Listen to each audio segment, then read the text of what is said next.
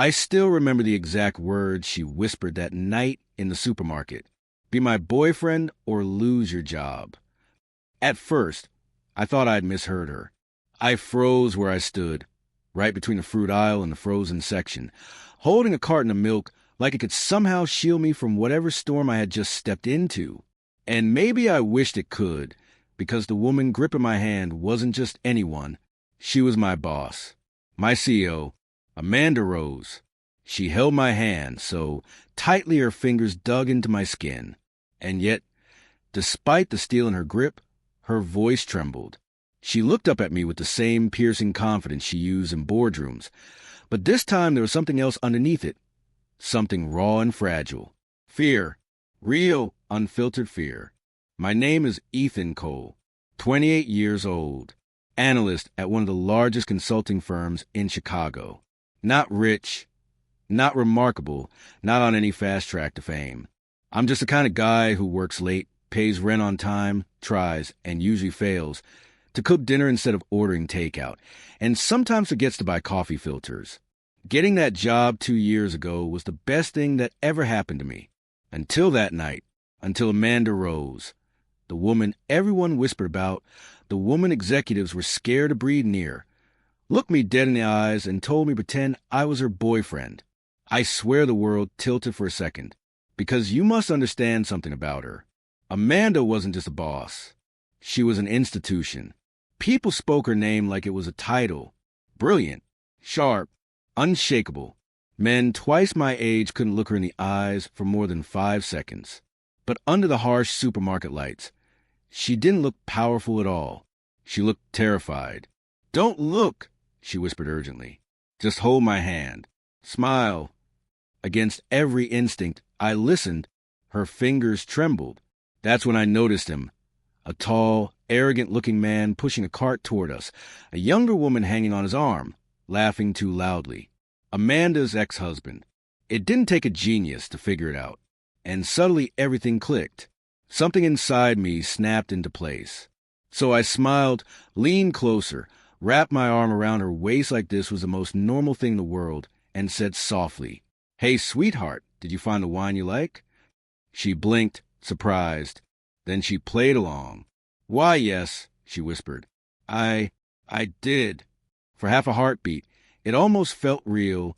Her ex slowed his cart, looked us up and down, and gave her one of those smug grins men wear when they think they've won. The younger woman giggled on cue. Amanda's grip tightened. "You okay?" I whispered. "Keep going," she breathed. "Just don't let go." So I didn't. We walked past him together, her head resting against my shoulder, her perfume soft like jasmine and rain. I could feel her heartbeat hammering through my sleeve. And even though it was all pretend, part of me didn't want it to end. When we reached the parking lot, Amanda exhaled like she'd been suffocating for hours. She turned toward me, eyes softer than I'd ever seen them. "You did well, Ethan." I shrugged, still trying to process the entire situation. "So, you're not actually firing me?" For the first time since the day I met her, she laughed. Not the polite corporate laugh she used in meetings. This one was real, human, warm. "No," she said, brushing a strand of hair behind her ear. "Not tonight." Silence settled between us, but it wasn't awkward. It was charged, something invisible shifting that neither of us could name. She looked like she wanted to say something else, something important, but instead she whispered, "Forget tonight ever happened. See you at work, Mr. Cole." And then she walked away. Her heels clicked against the pavement until the sound faded completely. I stood there holding a crushed grocery bag, my mind replaying every second. I should have left it alone. I should have gone home, slept, moved on. But I couldn't, because the truth was something happened when she held my hand. Something I hadn't felt in years.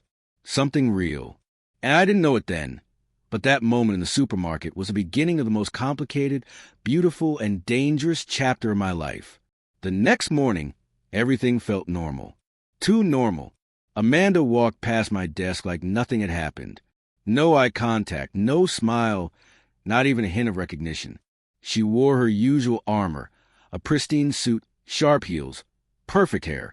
The kind of image that made grown men in suits straighten up when she walked by. But for me, the air felt heavier. Every second stretched thin. Every memory from a night before pressed against my ribs. Then at noon, an email popped up. Come to my office. Now, my heart slammed into my throat. When I stepped inside, she was standing by the window overlooking the skyline, Chicago in all its cold brilliance. She didn't turn right away. Close the door, Ethan. I obeyed. You handled yourself well last night, she said at last. Thank you. You're welcome, I said, though I still don't know what exactly happened. She turned then, eyes sharp but softer than usual. You helped me avoid something humiliating, she said. My ex doesn't need to know I'm still single. So this was all about him? The words slipped out before I could stop them. She raised an eyebrow. You ask a lot of questions for someone I could fire with one email. Despite everything, I almost laughed. She smirked. Relax. You're safe. For now. Then her expression shifted. Actually, there's something else. My stomach flipped. Another supermarket emergency? Her lips twitched. Not exactly. She stepped closer. The company gala is next week. PR wants me to bring someone. They need me to look relatable. And you want me to pretend again? Yes. And if I say no? You won't, she said simply. And she was right. The next morning didn't feel like the start of a new chapter. It felt like the start of a new life. Amanda fell asleep on my shoulder sometime before sunrise, curled into me like she'd been doing it forever. When the light finally filtered through the blinds, she blinked awake, her hair a warm mess, her voice rough with sleep. Hi, she whispered. It was ridiculous that one small word could undo a person so easily. But with her, everything was softer, everything was real. We stayed there for a long time, neither of us rushing to fill the quiet. The world outside could wait. The apologies had already been spoken. The wounds had already been seen. Now there was only peace. Amanda traced small circles on my wrist with her thumb. You know, she murmured, the oldest would have ruined this by now. Probably, I admitted. She laughed. The same laugh from last night, and leaned closer. But maybe that's the point, she said. We're not the oldest anymore. And she was right. We weren't people pretending anymore. Not acting, not performing, not hiding behind titles or circumstances or fear. We were just two hearts that had finally stopped running. We spent the morning wandering the little town like tourists in our own lives. She insisted on getting coffee at the corner cafe, the same one where we'd had our first fake date months ago. Back then, everything felt like an audition. Now, every glance carried meaning. Every brush of her hand against mine sent warmth all the way to my ribs. So, Amanda said, sipping her drink, are we officially doing this? Doing what? I teased. She rolled her eyes and nudged me with her shoulder. You know what I mean. I reached over, took her hand, and laced our fingers together, not tentative, not testing, just choosing. Yes, I said, we're doing this. Her smile was small but bright. Good, because I'm all in. In the weeks that followed, life didn't magically become perfect. Jobs still needed to be done. Bills still needed to be paid. People still whispered. But something had changed. We talked more about everything and nothing. We argued sometimes. Predictable, human, fixable things. We healed, slowly, honestly, together. Some nights we sat on her balcony, wrapped in the same blanket, listening to the city hum below us.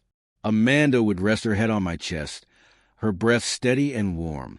You ever think about how weird it is? She asked one night. What? That we met because of a lie. I kissed the top of her head. Every truth starts somewhere. She thought about that for a moment, then nodded. Yeah, she whispered.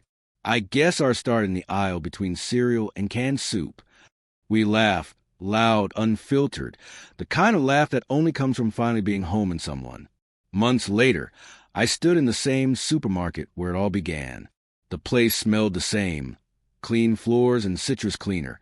But I wasn't the same person who'd once stood there pretending to be someone he wasn't. Amanda walked up behind me. sliding her arms around my waist. "Ready?" she asked. I nodded, because this time I wasn't walking into life alone. As we grabbed our groceries and headed toward the doors, the automatic glass slid open, revealing a sky streaked with orange and gold. Amanda squeezed my hand. "No titles," she said softly. "No rules," I replied. "Just us," we said together, and as we stepped out into the warm afternoon light, I realized something I hadn't understood before. Real love doesn't begin with perfection. It begins with honesty, with the courage to choose someone again and again, even after the world has cracked you open. What started as a lie had grown into something stronger, something truer, something that felt like destiny written in the small, ordinary moments. And for the first time in a long time, I wasn't pretending. I was living with her, with us, and it was everything.